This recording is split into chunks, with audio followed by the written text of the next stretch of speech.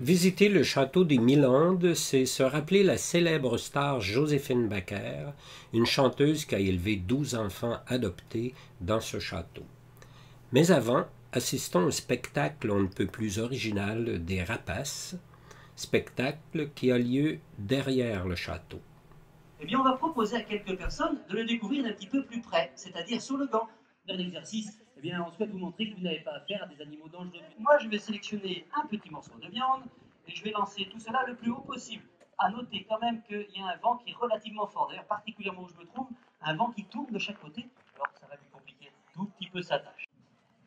Oui. Et il va évidemment aller déguster le fruit de sa capture. Regardez, il fonce sur sa proie, il va la rattraper en quelques mètres. Et c'est une magnifique capture à laquelle on vient d'assister. Il n'a pas du tout, mais pas du tout l'intention de partager.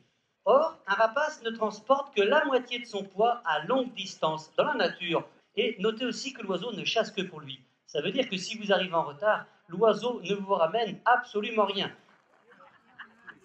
Encore ? Voilà, ça reste très honorable. Il peut courir plus vite quand il en a envie, soyez rassurés, il lui reste encore quelques belles années. Espérance de vie pour cet oiseau pouvant atteindre 35 à 40 ans en captivité. Là, vous avez une vieille femelle du pigargue à tête blanche et elle a 21 ans. Elle pèse 6 kg. Et comment vous procédez pour la dresser? Alors le dressage, au début, ça se passe attaché. On est en filière. Et suivant l'espèce et les individus, ça dure entre 3 et 8 mois. Pour des petits oiseaux comme les buses ou les faucons.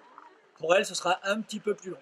L'âge n'a pas d'importance, tout simplement parce que ça s'apprivoise pas, ça reste tout le temps sauvage. Pour les oiseaux apprivoisés, il n'y a pas de lien de nourriture en fait.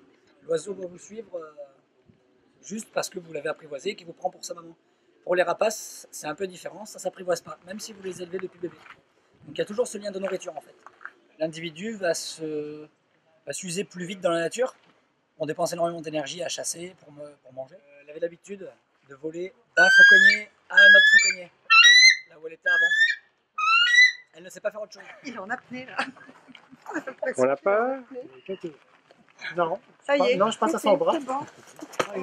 Non, elle commence à en avoir un petit peu marre. Elle va rentrer. Vous êtes sûr que c'est pas vous?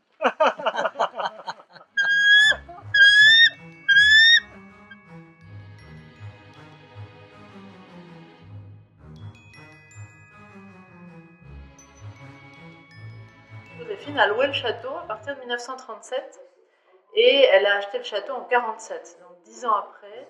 Et là, elle a pu faire tout ce qu'elle a souhaité, tous ses projets extraordinaires de parc d'attractions.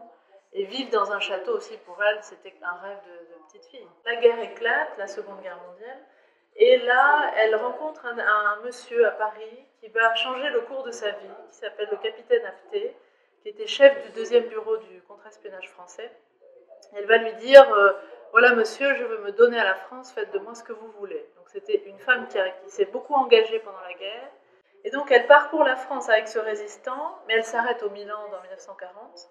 Et là elle entend l'appel du général de Gaulle le 18 juin 1940. Et ça va leur donner encore une envie de libérer la France. Enfin, alors malheureusement elle est obligée de quitter les Milandes. Parce qu'évidemment, elle est dénoncée par des gens. 41, fin 41, elle quitte le château. En fait, elle fait semblant de continuer à chanter. Donc elle chante, mais elle envoie des partitions avec des messages codés au général de Gaulle. Et elle s'est vraiment faite passer pour une simple militaire. D'ailleurs, elle a eu énormément de mal pour ensuite retrouver des contrats. Ce qui fait qu'elle a totalement mis de côté sa carrière artistique. Voilà, donc c'est une femme très engagée qui voulait lutter pour la tolérance, pour la fraternité et contre le racisme.